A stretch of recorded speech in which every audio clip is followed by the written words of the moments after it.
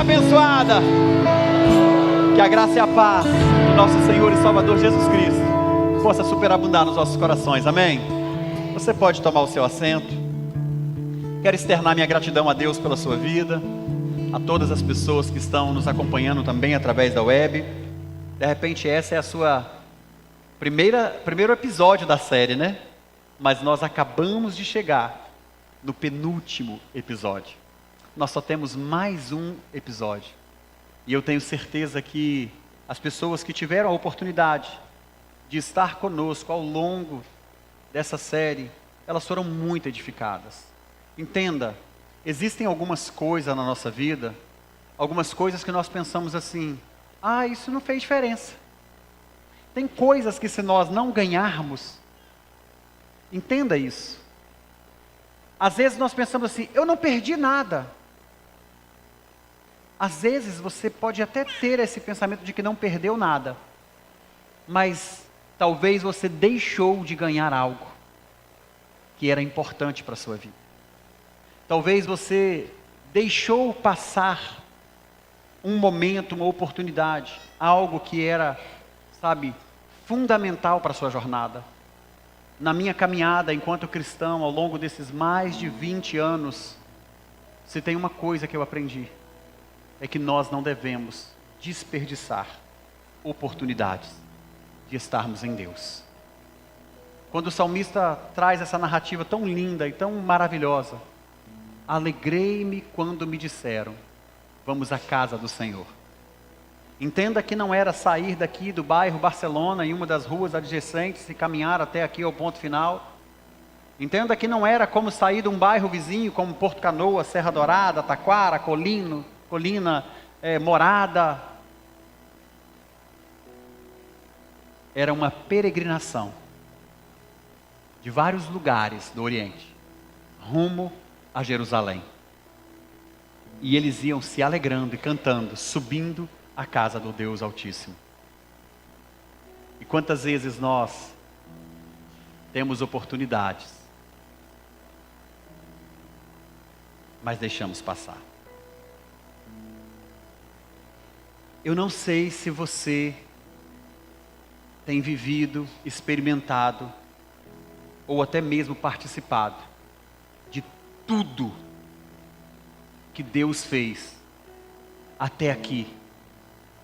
E eu não estou falando apenas do que Deus fez do dia 1º de janeiro de 2023 até essa presente data. Eu estou falando além dos feitos, além das coisas maravilhosas que o nosso Deus fez ao longo desse ano. Eu estou dizendo especificamente, talvez você não tenha noção do que Deus fez e está fazendo ainda antes do fim, no mês de dezembro. Queridos, aconteceram coisas incríveis aqui nesses últimos encontros. E eu não estou me referindo apenas a um culto de quinta-feira. Estou me referindo ao que está acontecendo nas células, nos nossos GPS. As pessoas estão vivendo experiências incríveis através do relacionamento com outros cristãos. Nós temos ouvido testemunhos de casais que falam assim: pastor, a célula, o GPS foi divisor de águas para o meu casamento. Temos ouvido pessoas dizer assim: pastor, quando eu voltei do encontro, me conectar a uma célula foi um divisor de águas para a minha vida. Como foi bom eu poder me relacionar e conhecer pessoas que estão me ajudando. Pessoas que estão tendo experiências, pessoas que falam assim: pastor, eu tenho vindo nas escolas bíblicas dominicais, eu tenho vindo nos cultos que estão acontecendo nos domingos pela manhã, e como tem sido incrível, como eu estou sendo edificado. Pastor, os cultos que estão acontecendo na igreja, a forma em que Deus está... Ei, entenda, Deus está nos preparando para um recomeço. Antes do fim, nós temos alguns tópicos que foram abordados para que nós possamos recomeçar.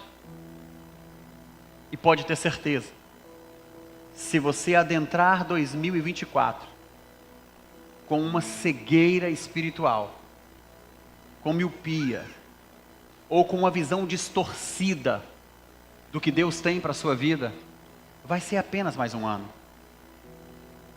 Se você atravessar, o Senhor permitir que você adentre em 2024, e você não experimentar ou vivenciar a cura que Deus tem para os seus relacionamentos, estou falando de relacionamentos familiares, relacionamentos que você tem na igreja, relacionamentos que você tem na sua vida profissional, a forma em que você se relaciona com os seus clientes, a forma que você se relaciona com as pessoas que prestam serviço para você, a forma que você se relaciona com Deus.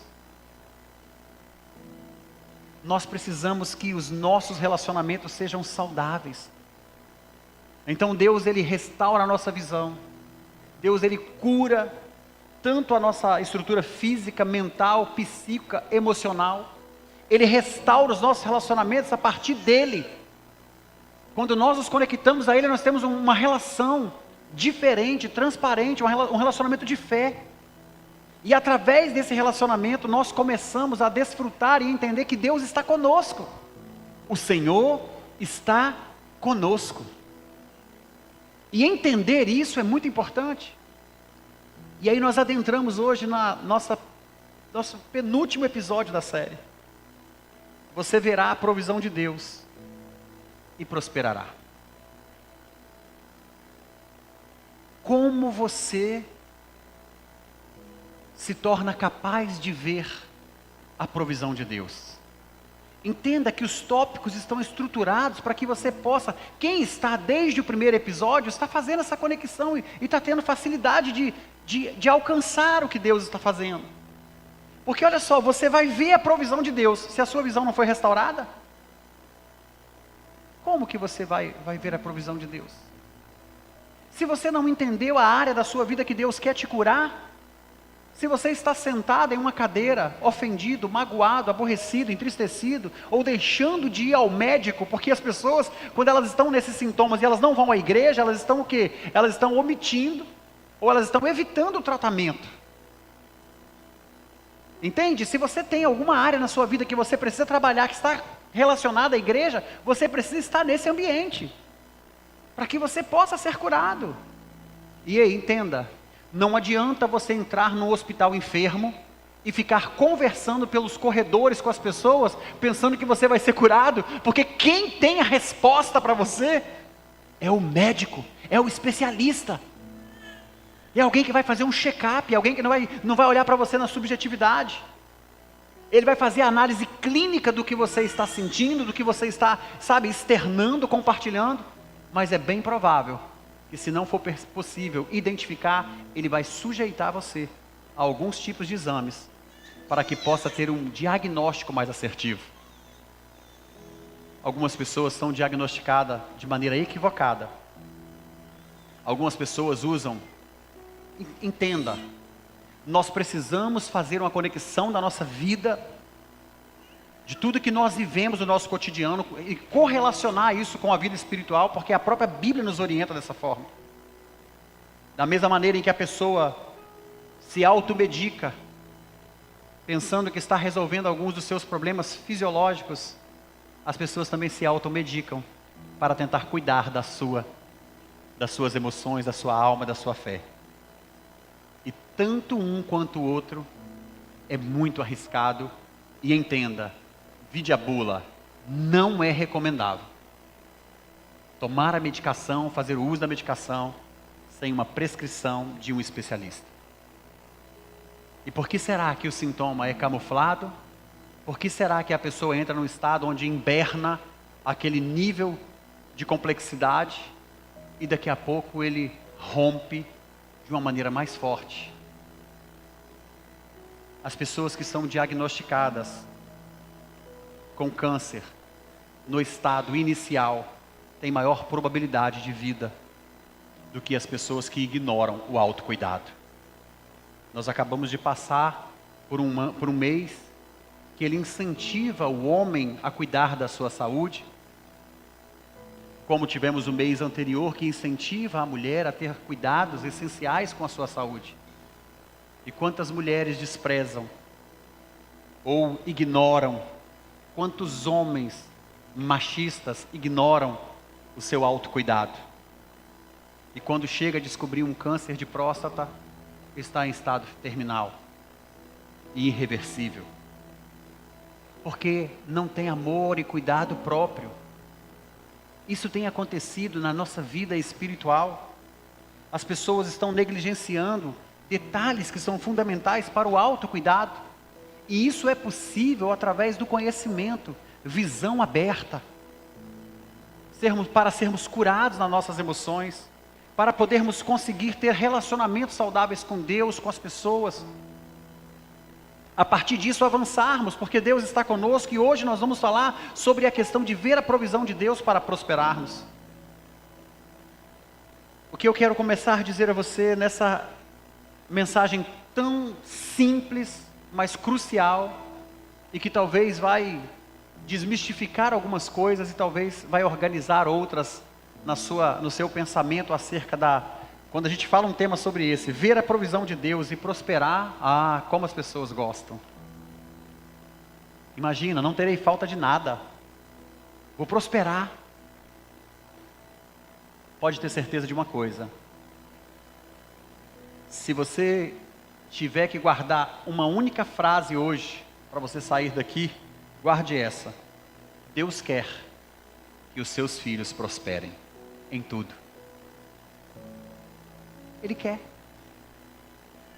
Deus quer que os seus filhos sejam prósperos, frutíferos, abundantes, que tenham longevidade, que os seus filhos tenham paz, que os seus filhos vivam plenamente.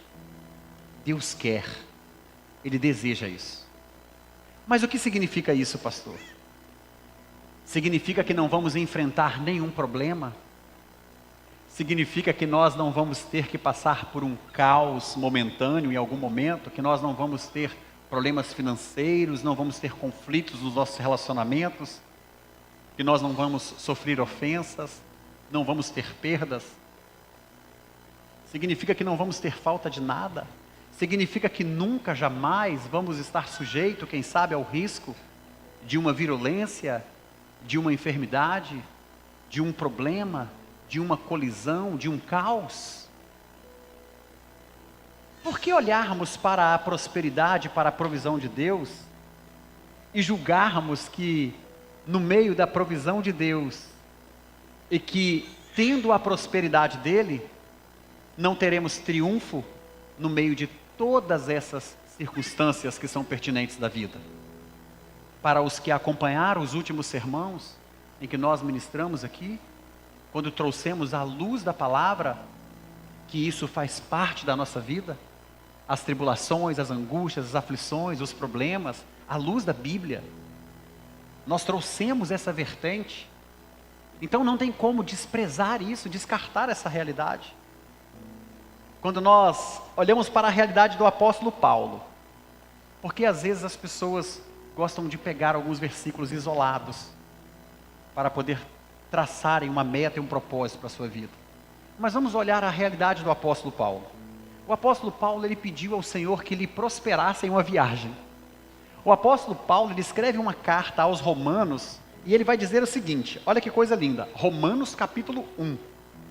O apóstolo Paulo havia plantado aquela igreja, estruturado aquela igreja, caminhado com aqueles irmãos, ensinado aqueles irmãos, e ele viaja, e agora ele não está em Roma, mas ele escreve uma carta para poder dar orientações, porque ele recebia notícias de lá, e ele vai dizer algo para aquela igreja que ele tinha uma vivência, uma experiência. Ele tinha aberto a visão daquelas pessoas, ele tinha levado a cura para aquelas pessoas, ele tinha construído relacionamentos saudáveis com aquelas pessoas por meio do relacionamento que ele tinha com Deus. As pessoas podiam ver que Deus estava com ele e que ele prosperava porque via a provisão do Senhor. Mas ele escreve no capítulo 1, no versículo 10 e 9, olha o que o apóstolo Paulo escreve pedindo sempre em minhas orações, que em algum tempo, pela vontade de Deus, se me ofereça ocasião de ir ter convosco, porque desejo ver-vos para vos comunicar algum dom espiritual, a fim de que vocês sejam confortados. Ele está dizendo o seguinte: olha, eu tenho orado e tenho pedido a Deus que me forneça uma oportunidade de poder estar com vocês. Quando nós entramos em Atos dos Apóstolos, que faz a trajetória de todas as viagens que o apóstolo Paulo fez, missionárias, como também faz a narrativa da sua conversão, de como Deus, de maneira, sobrenatural. Primeiro Deus vai fazer algo, e esse sentido figurado é para você entender. Primeiro Deus vai fazer algo para que nós pudéssemos ter o entendimento. A caminho de Damasco, o apóstolo Paulo, ele cai e ele fica cego. Mais importante que eu e você nós precisamos entender, é que aquele homem, ele tinha a sua visão perfeita. A sua visão fisiológica, para ele poder se relacionar com esse mundo, essa esfera onde ele tinha, que nós temos os nossos sentidos, ela era funcional. Mas o apóstolo Paulo, ele tem a sua visão retirada completamente com um propósito. Para que nós pudéssemos entender que em alguns momentos da nossa vida somos bem-sucedidos. O apóstolo Paulo era bem-sucedido. Ele estava à frente de batalha. Ele tinha relacionamento direto com os governantes. Mas o apóstolo Paulo, ele não tinha uma visão de reino. E aquele a quem ele perseguia, os discípulos, porque entenda, o apóstolo Paulo perseguia os discípulos de quem? De Jesus. O apóstolo Paulo perseguia pessoas que serviam a Cristo sem ele mesmo ter o conhecimento de Cristo. A primeira lição que eu quero que você entenda: quando nós decidimos entregar a nossa vida para Jesus e servir a Cristo, entenda, se o problema é da nossa competência, o Senhor estará conosco e vai nos dar capacidade para administrar, mas quando o problema é com Ele, Ele resolve. O apóstolo Paulo estava indo perseguir quem? A igreja. A igreja de quem? Do Senhor Jesus. O apóstolo Paulo estava indo perseguir quem? Os discípulos. Os discípulos de quem? De Jesus. Jesus falou: peraí, deixa que eu vou resolver. E aí foi lá e... Saulo, por que me persegues? E aí o homem cai no chão e fica cego, com aquela voz poderosa, a voz de Jesus, dizendo para ele: cara, eu estou aqui, eu sou o Senhor. Senhor, quem és tu? Eu sou Jesus. A quem você persegue? Eu não sei você, eu olhando a minha estrutura, eu pensando na minha estrutura humana, eu acho que eu não ficaria só cego, eu de fato ficaria congelado, eu ficaria imobilizado totalmente. Imagina o que é ouvir a voz de Jesus. Os problemas que um cristão precisa desenvolver na sua maturidade para resolver, o Senhor estará contigo. Mas se o problema for com Ele, entenda, Ele mesmo resolve. Então não fique lutando batalha que não é sua. E aí nós vamos observar que o apóstolo Paulo tem a sua visão restaurada depois. Esse é um primeiro experimento. Atos dos Apóstolos vai fazer essa narrativa. Eu só estou fazendo uma conexão para você entender quem era Saulo. Foi rejeitado pelos discípulos, foi rejeitado pela igreja, por quê? Por causa da sua conduta, por causa da maldade que estava nele, pelo sangue inocente que já tinha passado pelas suas mãos. Mas Jesus escolheu aquele homem, havia um propósito, e ele falou: ele é muito importante, eu preciso dele. Você consegue imaginar? O Senhor precisa de você, querido. O Senhor precisa de você, querida. Nós somos muito importantes para Ele. Ele tem um propósito para cada um de nós. E aí, nós temos toda a história do apóstolo Paulo. Mas por que eu estou contando esse contexto para você? Porque quando você começa a estudar o livro de Atos dos Apóstolos, você vai observar as viagens dele. quando ele vai para Tessalonicenses, quando ele vai para os Coríntios, quando ele vai para Éfeso e quando ele vai para Roma.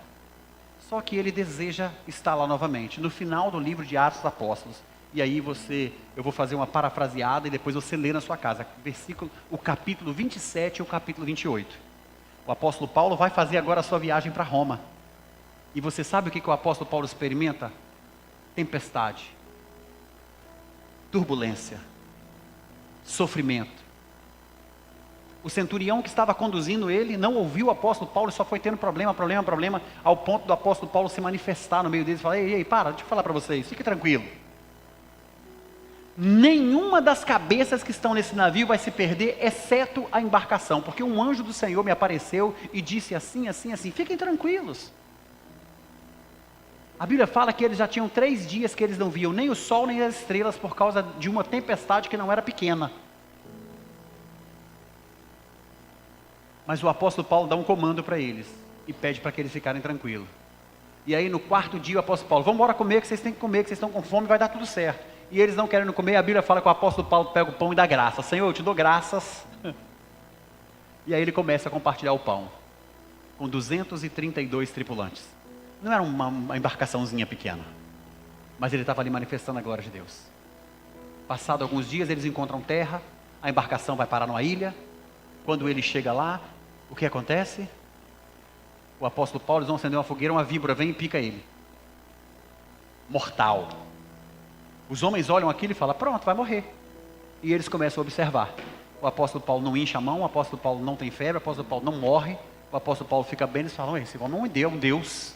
É a Bíblia que fala. Não, ele não era um Deus. Mas ele era um servo do Deus poderoso. O que eu quero que você entenda?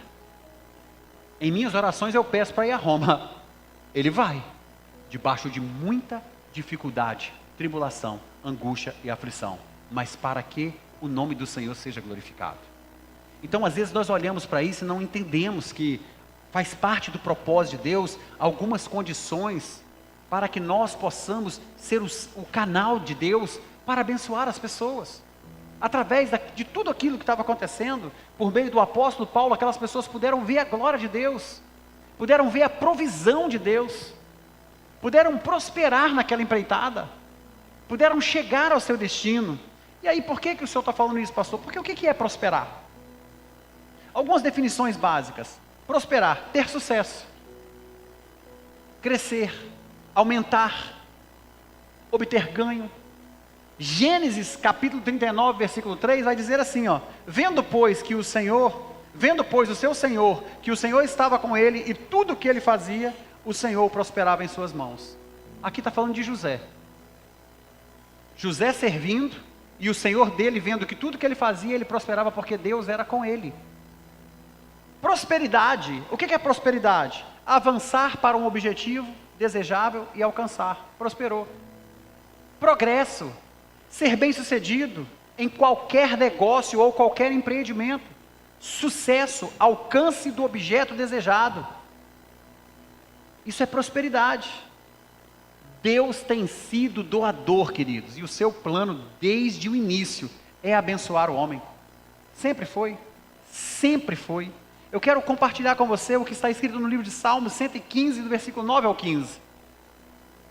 Israel confia no Senhor, Ele é o auxílio e o seu escudo. Quem confia no Senhor? Israel. Israel é Jacó, o enganador, que teve o seu nome mudado e a sua vida transformada. Então quem confia no Senhor? Israel. Israel confia no Senhor, Ele é o seu auxílio e o seu escudo. Casa de Arão confia no Senhor, Ele é o seu auxílio e o seu escudo. Casa de Arão, sacerdócio. Lembra? Moisés, sou pesado no falar, não sei como é que fala. Deus fala: eu vou enviar o seu irmão com você e vai dar tudo certo. Ele vai ser o porta-voz. Fica tranquilo. Então, casa de Arão. E aí ele é o seu auxílio e o seu escudo. Vós que temeis ao Senhor, confia no Senhor, e Ele é o seu auxílio e o seu escudo. Por que eu preciso trazer essas 3 vertentes para você antes de nós avançarmos? É porque o nosso Deus está deixando claro que assim como ele foi com Abraão, com Isaac, com Jacó, com Arão, com os profetas, Ele é com aqueles que confiam nele e o temem. Ele é com você. Se você confia em Deus, se eu confio em Deus, se nós confiarmos em Deus, Ele será o nosso auxílio e Ele será o nosso escudo. Ele vai nos auxiliar, Ele vai nos dar as orientações, Ele vai nos guiar, Ele vai nos conduzir, Ele vai dizer, não é assim, é dessa forma, ok, vai ser bem sucedido dessa maneira, assim vai dar errado, vai dessa maneira. Vem uma situação, Ele segura, Ele bloqueia, Ele te protege, Ele te guarda. Se você confia nele, Ele te auxilia e Ele te protege. Provisão e prosperidade. E aí, que coisa linda, versículo 12. O Senhor se lembrou de nós, de quem? Israel, casa sacerdotal e do povo que o teme. O Senhor se lembrou de nós, Ele nos abençoará. Abençoará a casa de Israel, abençoará a casa de Arão e abençoará os que temem ao Senhor, tanto os pequenos quanto os grandes. O Senhor vos aumentará cada vez mais, a vós e aos vossos filhos. Sois benditos do Senhor que fez os céus e a terra. Você é abençoado. Se você confia no Senhor, se você teme nele, você é abençoado. Você está liberado para prosperar. Você está liberado para viver a provisão de Deus. Agora, o que tem acontecido muitas vezes é que não temos exercido uma confiança, uma fé autêntica, genuína no nosso Deus. Quando o problema vem, a gente desespera. Quando a situação sai do controle, a gente procura outros meios, outros fins. A gente tenta resolver de outras maneiras. Nós temos que ter confiança plena para invocarmos o nome santo e poderoso do nosso Deus, para confiar nele como nossa fortaleza, para tomarmos posse que Ele de fato vai nos guardar e nos proteger de todo mal, e que Ele está conosco. A primeira coisa que Deus fez depois de criar o homem, sabe qual foi? Guarda isso. Pastor, qual foi a primeira coisa que Deus fez depois de criar o homem? Liberou ele para prosperar. Liberou ele para, sabe, debaixo da sua provisão, para crescer, para ser frutífero. Ele abençoou. Imagina o que é Deus dizer assim: eu te abençoo. Eu te libero para prosperar, eu te libero para crescer, eu te libero para expandir, eu te libero para ser frutífero. A minha provisão está sobre você. Eu te abençoo, a minha bênção está sobre você. A bênção de Deus está sobre nós. Só que se você não tiver a sua visão restaurada, você não vai enxergar isso. Se você não tiver cura em algumas áreas da sua vida, você não vai conseguir experimentar isso. Se você não tiver um relacionamento saudável com Deus, você não vai experimentar isso. Se o Senhor não estiver caminhando com você, você nunca verá a provisão dEle e vai desfrutar da sua prosperidade. São fases, são etapas, são momentos que a gente precisa ser desenvolvido neles. Gênesis capítulo 1, versículo 26 e 28. E disse Deus, façamos o homem à nossa imagem, conforme a nossa semelhança. E olha o que Deus, qual o propósito? Deus fez o homem com esse propósito. Nós vamos fazer o homem conforme a nossa imagem, conforme a nossa semelhança, e ele vai dominar sobre os peixes, dominar sobre as aves do céu, dominar sobre o gado, sobre toda a terra, sobre todo réptil que se move sobre a terra. Deus criou o homem à sua imagem, a imagem de Deus o criou, homem e mulher os criou, e Deus os abençoou. Depois que Deus nos criou com esse propósito de dominarmos, Ele mostra o propósito pelo qual nós somos criados, e Ele fala assim: agora eu vou abençoar vocês. E Deus os abençoou, dizendo-lhes, veja isso, existe vida em você, frutifique, multiplique. Você não é estéril, você não é, improdutivo. Ele criou você para que você possa crescer e multiplicar, com um propósito específico. E Ele disse: vocês vão encher a terra, Vocês vão sujeitar a terra a vocês. Vocês vão dominar sobre os peixes do mar, sobre as aves do céu e sobre todo animal que se move sobre a terra. Quando Deus cria o homem, parece que o versículo é redundante. Não, quando Deus cria o homem, fala que Deus criou o homem conforme a sua imagem, a sua semelhança. Aí fala do propósito. Criou para esse propósito. A Bíblia está dizendo assim: Deus te criou para você dominar, para você ser próspero, para você multiplicar, para você crescer, para você expandir. A Bíblia está dizendo, Deus te criou com esse propósito. Aí a Bíblia fala, e Ele agora abençoa o homem, e diz, agora Ele vai dizer para o homem, esse foi o propósito que eu te criei. Então não fique nas entrelinhas, creia no propósito que Deus tem para a sua vida, porque quando você entende isso, se a sua visão se abriu, se você está recebendo a cura nas áreas que você precisa, se você está construindo um relacionamento saudável com Deus, com pessoas que caminham com Ele, Deus está com você, então você vai ver essa provisão e você vai prosperar, porque Ele te criou para ser um homem ou uma mulher abençoados. Vocês são abençoados de Deus. Então antes do fim, não atravesse esse ano com medo.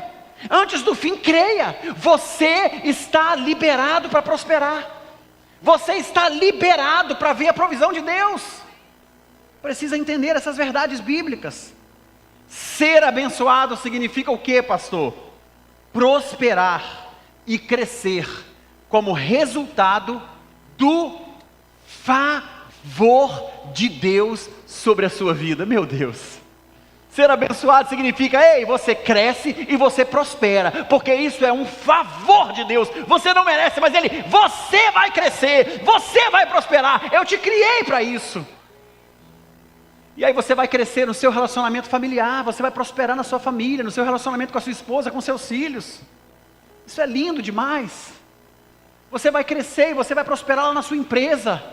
Sabe, fazendo menção, Deus está com você, queridos, os seus funcionários vão olhar para você e falar assim, meu Deus está com meu patrão é um homem generoso, temente a Deus, servo de Deus, minha patroa, uma mulher temente a Deus, serva de Deus, que exemplo! Esse é o melhor exemplo que a gente costuma querer se apoiar nele, né? Ser empresário, ter negócios bem-sucedidos, quem sabe um milionário, porque o mundo arremete prosperidade e provisão só sobre essa ótica.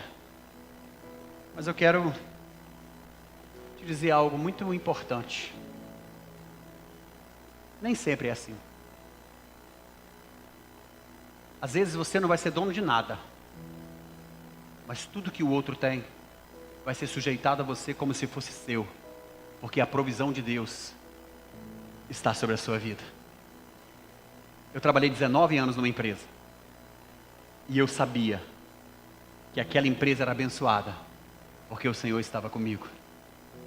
E tudo que eu botava a minha mão prosperava. Queridos, entendam isso. Eu quero que você entenda isso. Olha, em nome de Jesus, guarda isso no seu coração. Minha esposa sabe, eu coloco isso em prática na minha casa. Todo lugar, a Bíblia diz, todo lugar que eu colocar a planta dos meus pés, será abençoado. Todo lugar que eu colocar as minhas mãos, prosperará. Você precisa crer nisso. É uma promessa de Deus para aqueles que o temem, que confiam nele. Você é abençoado por Deus para esse propósito. Deixa eu falar um negócio para você. Dia 31, quando você chegar aqui para o nosso culto da virada, o piso da igreja vai estar pronto. Passei o ano inteiro tentando fazer esse piso. Aprove o Senhor que eu não consegui durante o ano inteiro. Sabe quais são os orçamentos que ficaram para poder fazer aqui o contrapiso? Aqui vai pegar 30 metros cúbicos de concreto FX30 para poder finalizar isso aqui. Só o custo disso chega em torno de 20 mil reais. Aí os orçamentos que eu tinha, 35 mil, 30 mil. E eu fui, meu Deus. E eu estou o ano inteiro. Como é que eu vou fazer? Então, uma pessoa veio aqui, fez as medições, organizou tudo. E chegou para mim e falou bem assim, pastor, eu vou te mandar o orçamento amanhã. E aí eu já estava agora eu fiquei ansioso, que eu queria saber quanto que seria. Aí quando foi hoje pela manhã, eu mandei para ele e falei assim, olha, desculpa a inquietação, mas agora eu quero saber quanto que é esse orçamento, porque eu tenho desejo de fazer isso. Pastor, eu vou abençoar a igreja.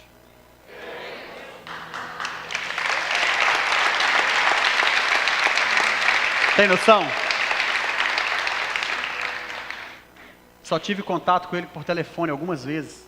Atendi ele 2 ou 3 vezes aqui. Um homem maravilhoso. Pensa num homem simples, empresário, bem-sucedido. Ele falou, pastor, eu vou cobrar da igreja o material e a mão de obra dos meninos que eu vou botar para fazer. Eu vou fazer em um dia. Dia 27 eu entro aqui e vou até terminar. Dia 28 está pronto o piso da igreja. R$18.600. De 35, só o custo. Aí você fala, pastor, eu pensei que ele ia dar tudo. Nem se ele fizesse isso eu não queria. Porque nós somos uma igreja abençoada. E nós estamos aqui para abençoar aqueles que têm um coração voluntário disposto para abençoar a obra de Deus. Não tem uma pessoa aqui na igreja que presta qualquer serviço para mim ou para a igreja que é um profissional, que a gente não tenha o desejo no nosso coração de como igreja abençoar. Abençoar, você consegue entender? Nós somos abençoados, queridos. Nós somos abençoados. Está tudo certo. Nós começamos, olha aqui, deixa eu te explicar, é porque talvez você não vive por fé. 12 dias de semente para 12 meses de colheita. Quem lembra? Qual era o nosso propósito?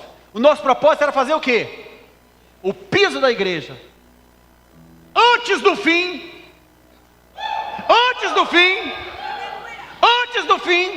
Deus proveu. Deus proveu, queridos. Vai estar aqui. 12 dias nós semeamos, os irmãos semearam, o nosso recurso não deu para fazer. Mas antes do fim, o piso vai ser colocado nesse lugar. Para a glória de Deus. E aí deixa eu te falar. Já comprei hoje 400 cadeiras estofadas, acolchoadas para botar na igreja.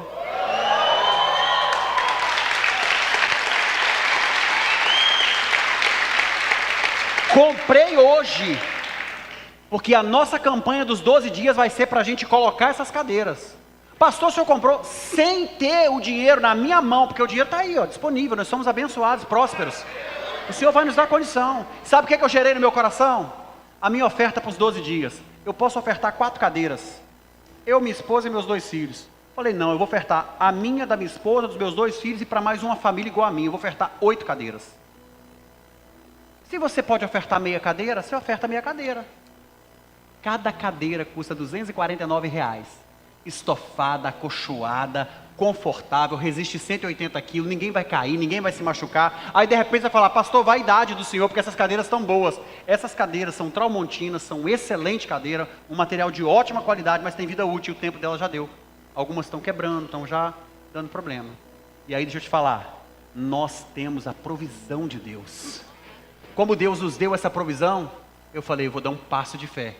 A Larissa olhou para mim e falou assim, pastor, a pastora, meu bem, compra mesmo. Vocês conhecem a pastora? Compra mesmo, amor. Falei, compra. Que isso? Quanto? Não, é barato, nós vamos fazer.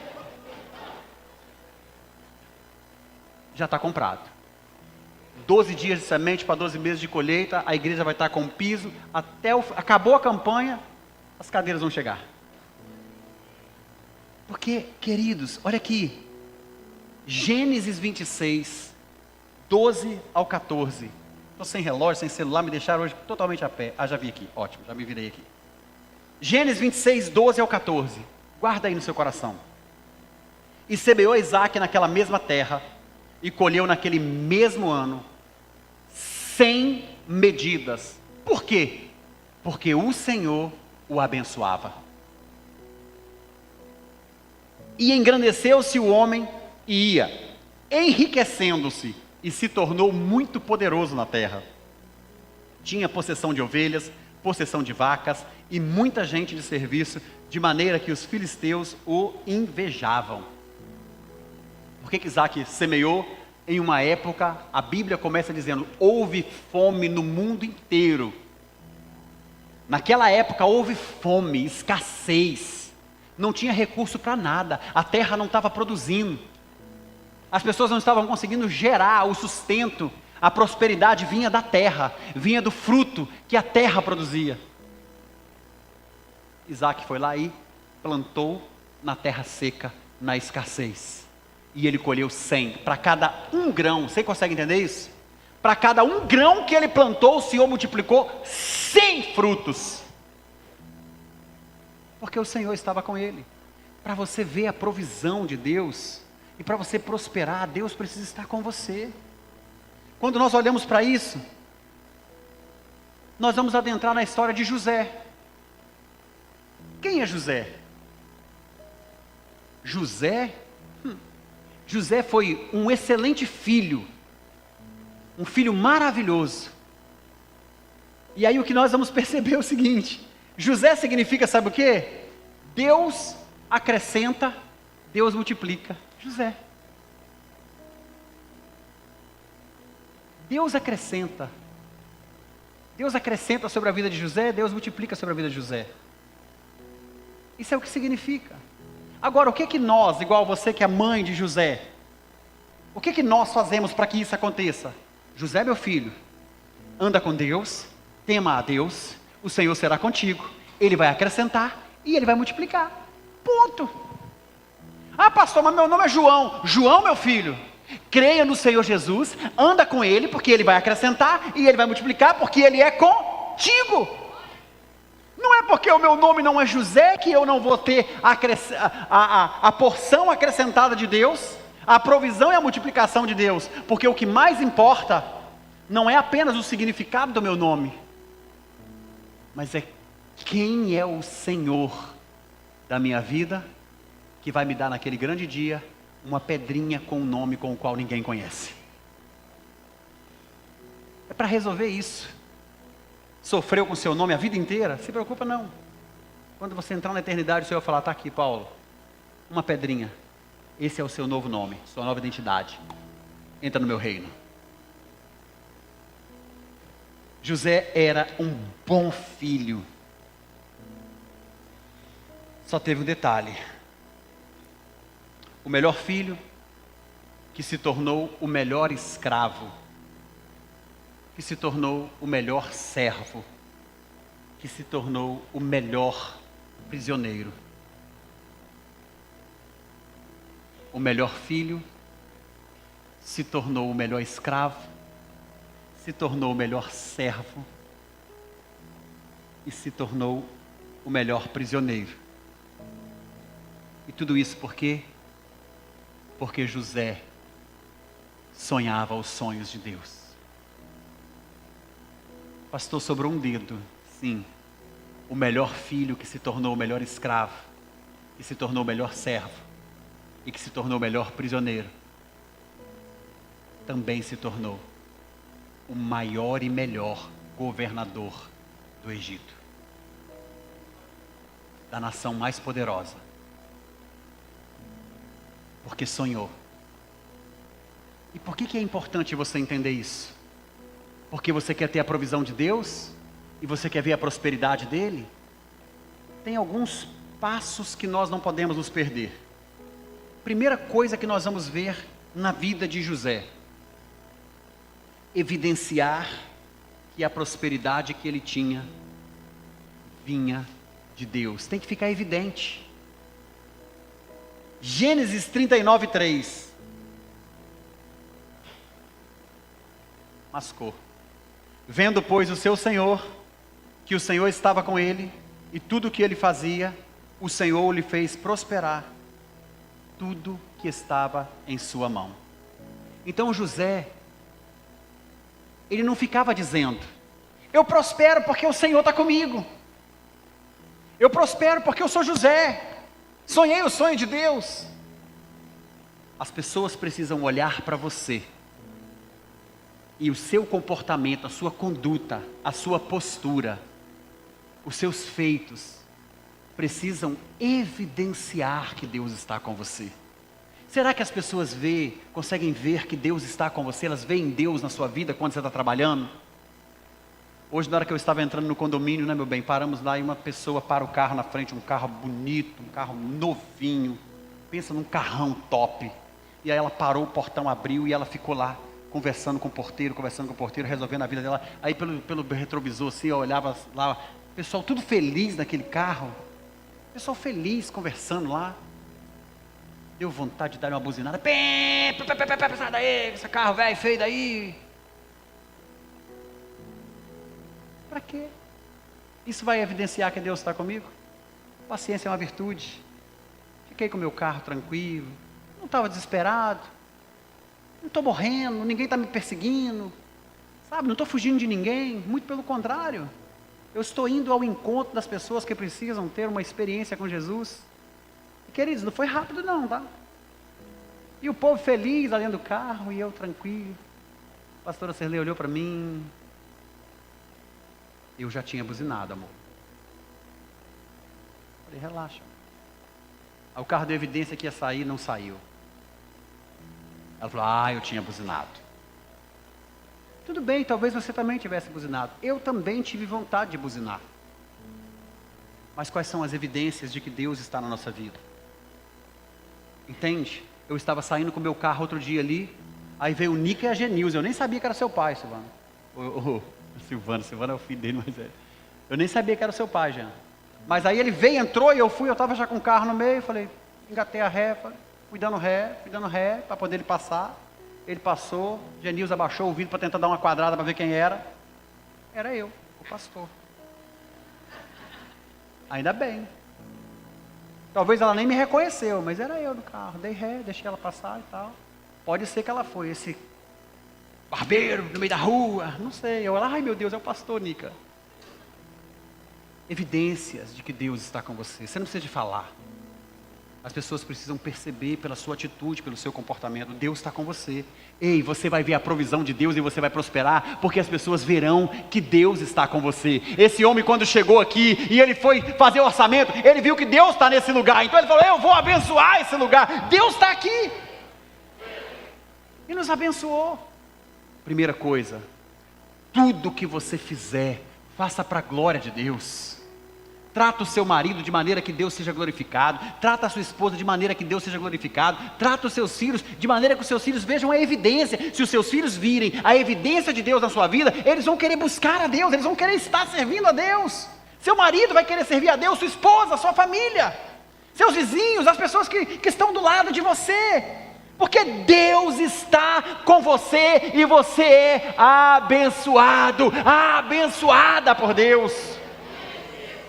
Número 2, seja um bom mordomo e inspire responsabilidade. Gênesis 39:5. E aconteceu que desde que o pusera sobre a sua casa e sobre tudo que tinha, o Senhor abençoou a casa do egípcio por amor de José. E a bênção do Senhor foi sobre tudo que tinha na casa e no campo. Gênesis 39:5. Queridos, um comportamento responsável e que inspira. Inspira as pessoas. As pessoas que te inspiram, siga. A Bíblia fala sobre isso. Observa as pessoas, o comportamento delas. Se envolva com isso. 3. Seja um manancial da prosperidade de Deus aos outros. Este homem nos abençoou. Este homem que esteve aqui nos abençoou. Vocês que são voluntários, que trabalham na igreja, vocês são manancial de bênção. Vocês estão servindo aos outros, vocês estão disponíveis. Agora, queridos, nós temos que ter essa evidência que nós somos chamados por Deus para servir, para amar, para cuidar, para atentarmos para a necessidade um do outro. Quantos de nós é uma vida de sequidão? Sabe, não tem um fluxo de vida emanando dessas pessoas. Você percebe que o fluxo de vida não emana quando você olha para uma casa que o ambiente é árido, sabe, frio, sem amor, só discussão, só confusão. Os filhos, ninguém senta à mesa, ninguém faz nada junto. É cada um para o lado. Aí você vai observar, a pessoa está no trabalho, ela é isolada.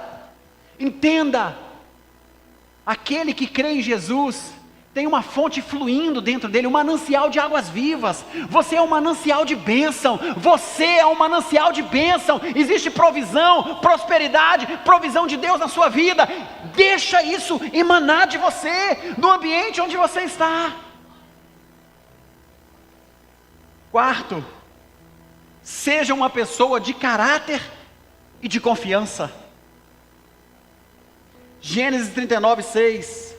Deixou tudo o que tinha na mão de José, de maneira que de nada sabia do que estava com ele, a não ser do pão que comia. Potifar só dava conta do pão que comia, o resto ele não tinha noção de nada. E José era formoso de porte e de semblante, um caráter de confiança, governava sobre tudo que Potifar tinha. Um caráter de confiança. Tudo estava sobre a mão dele. Ao ponto de que um homem que tem caráter, que vive os sonhos de Deus, vai ser provado em todas as áreas da sua vida. Além disso, se você quer ver a provisão de Deus e a prosperidade, seja fiel e íntegro na sua sexualidade.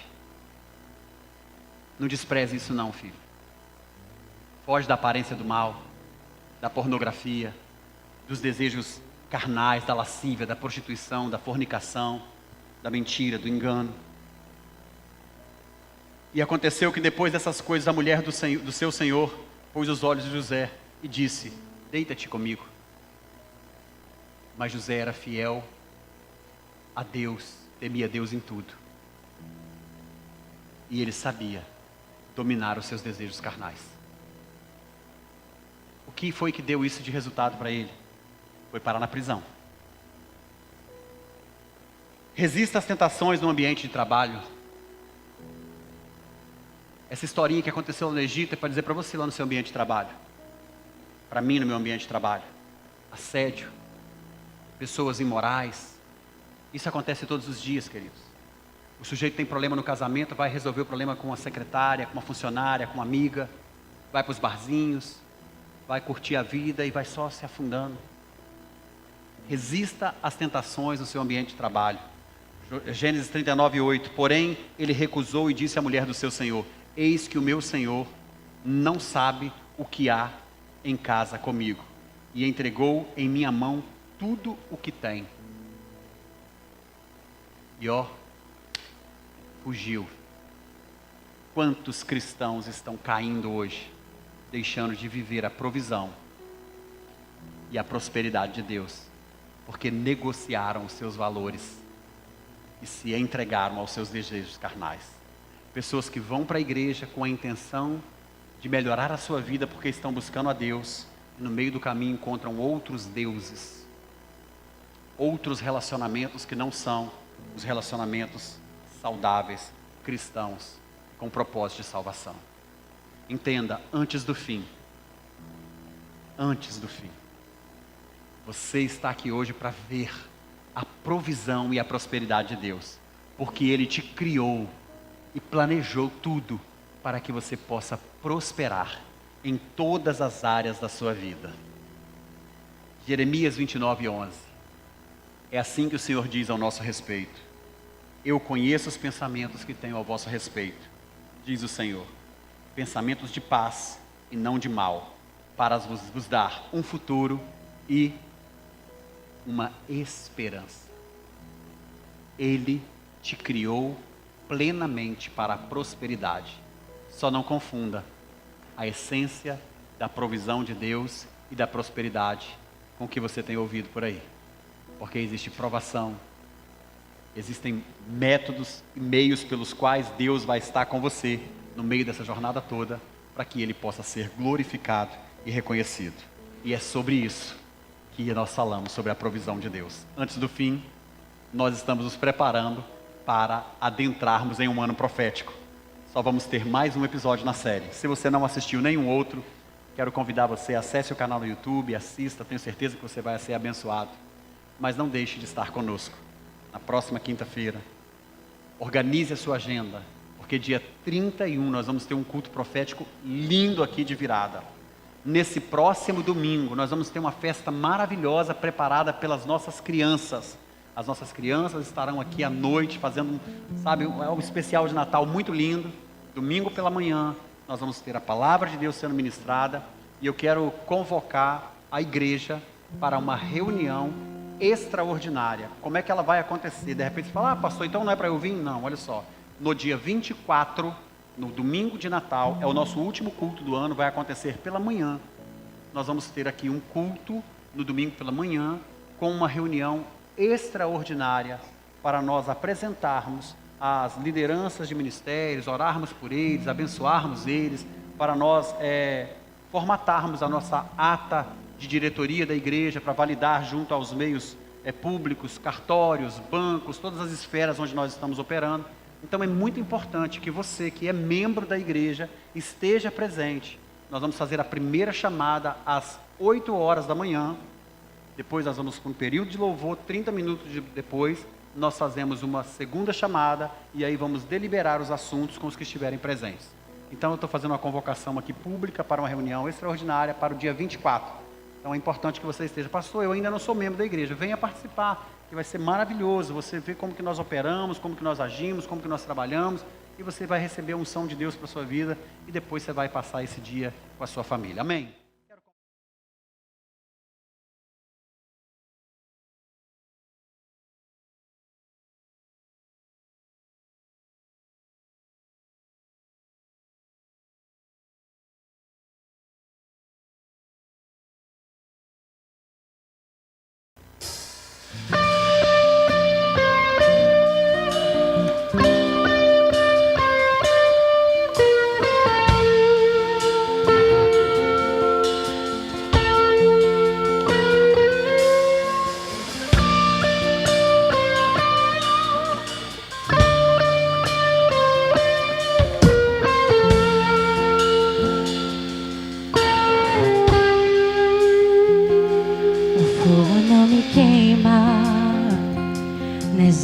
Não vou afundar, pois estás comigo. Não estou sozinho, eu estou guardado no esconderijo. Não estou sozinho, tu estás comigo. Temer porque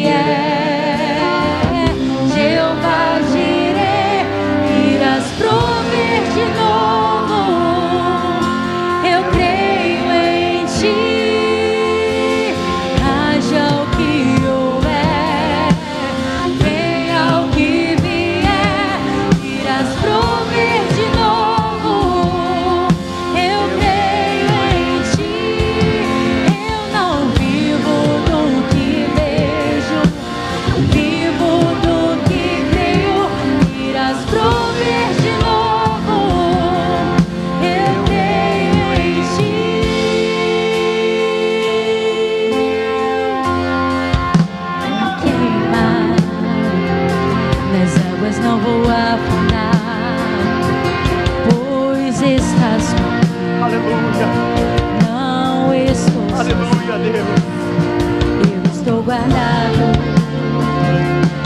no esconderijo. Não estou sozinho, tu estás comigo. Temer porque se eu estou guardado por quem nunca perdeu batalhas,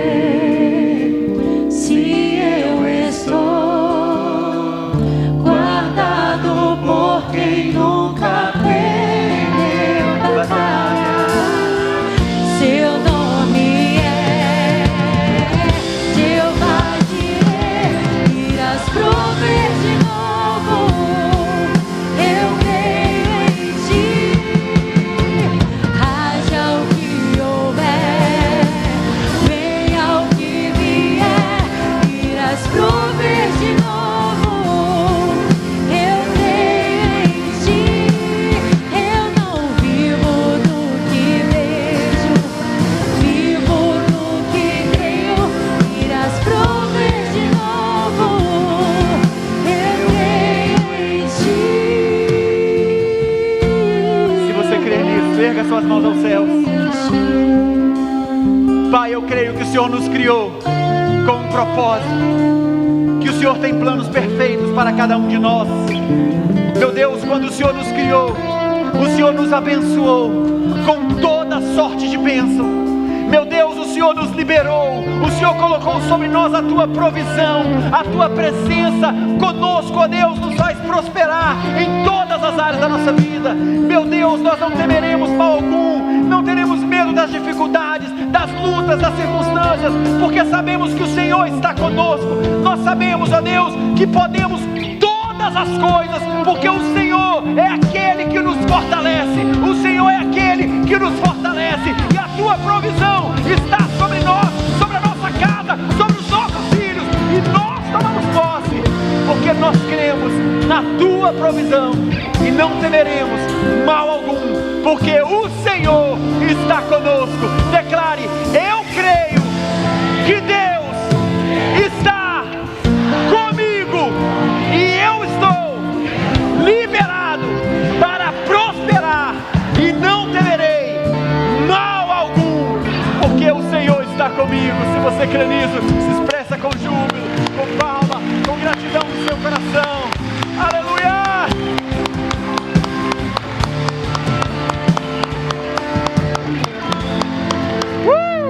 Aleluia! Nós já encerramos, quero abençoar você. Queria só saber, tem alguém no nosso meio que de repente entrou aqui pela primeira vez? Pastor, eu vim aqui visitar, mas eu gostaria de entregar a minha vida para Jesus. Ou quem sabe, pastor, eu quero me reconciliar com Jesus. Tem alguém no nosso meio que nessa noite gostaria de entregar a sua vida para Jesus, caminhar com Ele, reconciliar com Ele? Faz um sinal assim com a sua mão, dizendo: pastor, eu estou aqui, eu quero me entregar para Jesus, eu quero me reconciliar com Ele. Temos alguém no nosso meio? Amém? Uma pessoa? Onde você está? Amém, graças a Deus. Erga suas mãos aos céus. Que o Senhor te abençoe e te guarde,